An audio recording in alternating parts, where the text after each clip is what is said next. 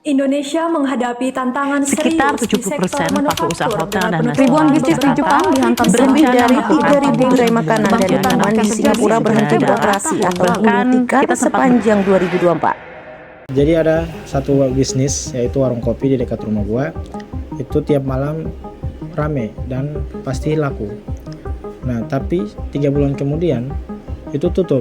Bukan karena kopinya nggak enak, tetapi pemiliknya itu nggak paham akan bagaimana suatu bisnis. Karena suatu bisnis itu bukan hanya soal penjualan. Ini bukan cuma satu kasus, banyak usaha yang gagal bukan karena malas, tapi karena belum siap dalam menghadapi sebuah risiko.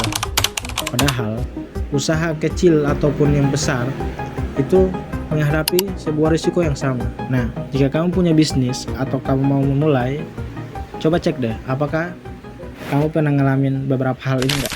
Misal kalian membuat usaha warung kopi, ada langganan ngopi, bayarnya nanti sekalian, ternyata lama-lama nggak dibayar.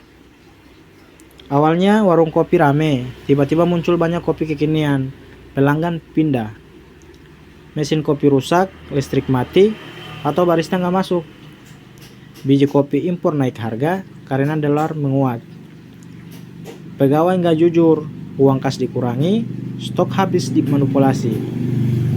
Warung belum punya izin usaha atau melanggar jam operasional. Banyak aset, mesin kopi, meja kursi, tapi nggak ada uang buat beli bahan besok. Modal warung dari pinjaman bank, bunga naik, cicilan makin berat.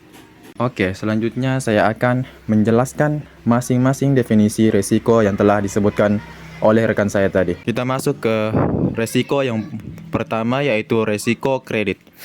Resiko kredit adalah resiko kerugian yang diakibatkan oleh pihak lain seperti pelanggan ataupun debitur, yang dimana pelanggan atau debitur ini gagal memenuhi kewajiban pembayaran sesuai perjanjian yang telah ditentukan.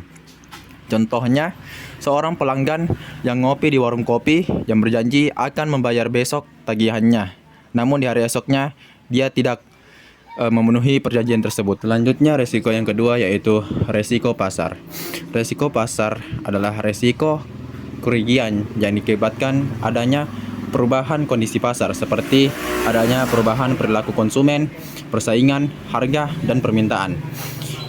Nah, contohnya itu seperti pelanggan menurun karena adanya coffee shop baru di sekitar lokasi. Selanjutnya, resiko yang ketiga adalah resiko operasional. Resiko operasional adalah resiko yang diakibatkan kegagalan proses internal manusia ataupun sistem. Contohnya yaitu seperti mesin kopi yang rusak yang membuat pesanan pelanggan terlambat, bahkan tidak jadi diproduksi. Selanjutnya, resiko yang keempat yaitu resiko valuta. Resiko valuta adalah resiko yang terjadi karena adanya naik turun nilai tukar mata uang yang mempengaruhi biaya dan pendapatan. Contohnya, biji kopi impor semakin mahal karena adanya nilai tukar mata uang dolar semakin menguat. Selanjutnya, resiko yang kelima adalah resiko fraud.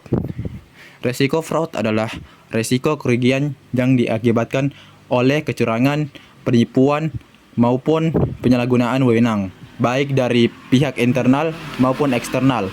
Contohnya, pegawai mengurangi uang kas hasil penjualan harian. Lanjut ke resiko yang keenam yaitu resiko kepatuhan.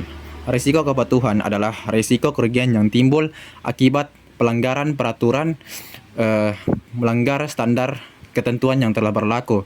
Contohnya, warung kopi beroperasi tanpa izin usaha yang mengakibatkan denda dari pihak berwenang. Selanjutnya, resiko yang ketujuh yaitu resiko likuiditas. Resiko likuiditas adalah resiko ketika perusahaan tidak mampu memenuhi tanggung jawab jangka pendek tepat waktu karena kekurangan uang kas atau aset likuid. Contohnya, warung kopi mempunyai aset dan mesin kopi, tetapi tidak punya uang tunai untuk membeli bahan baku. Selanjutnya, resiko yang terakhir yaitu resiko suku bunga.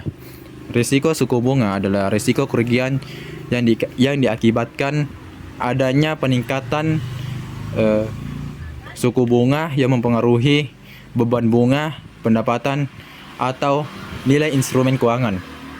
Contohnya, cicilan bank meningkat karena suku bunga meningkat. Jadi intinya bisnis bukan soal menghindari risiko, tapi soal mengenali dan mengelolanya. Bisnis yang bertahan lama bukan soal bisnis yang paling besar, tapi yang paling siap dalam menghadapi risiko. Jadi, jika kamu mau bisnis kamu awet, mulailah mengenali risikonya.